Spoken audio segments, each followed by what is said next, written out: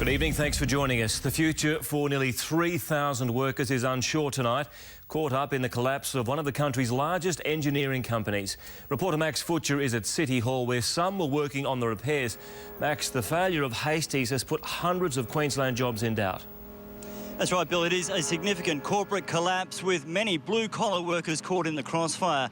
The ACTU points to the strong Australian dollar, says that's to blame for the demise of the Hastie Group. Of course, the group is an enormous air conditioning and refrigeration supplier. There are also allegations of alleged financial mismanagement. Look, whatever the case, there are hundreds of Queensland families whose financial future is under a cloud tonight. The bells were tolling for plumbers and sheet metal workers at the City Hall worksite from 7:30 this morning. We'd been working for an hour or so before we got told, and it's a bit devastating, you know. We've got a wife, 3 kids and a mortgage. The men watched the grim news on a big screen in King George Square. Engineering giant, the Hastie Group, in administration, owing banks $500 million, its workforce in limbo. The total number of people that we've had to stand down in Australia are 2,700 people. More than 300 are in Queensland, working on City Hall, Carindale's revamp and the Gold Coast Hospital redevelopment. Got holiday pays, RDOs, sick leave, all of their entitlements are at risk at the moment.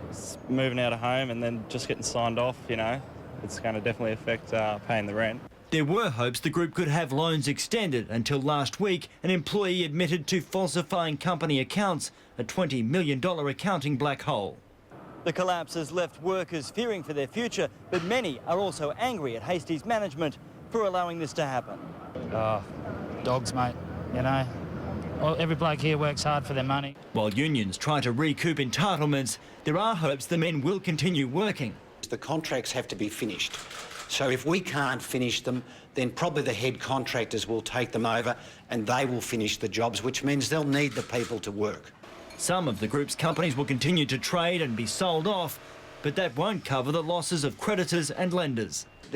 I think virtually every bank in Australia is involved. And the administrators don't expect they'll see their money back.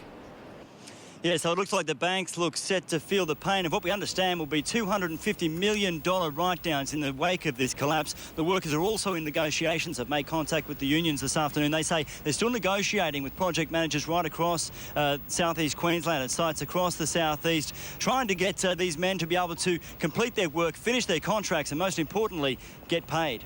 It's a tough one. Thank you, Max Futcher.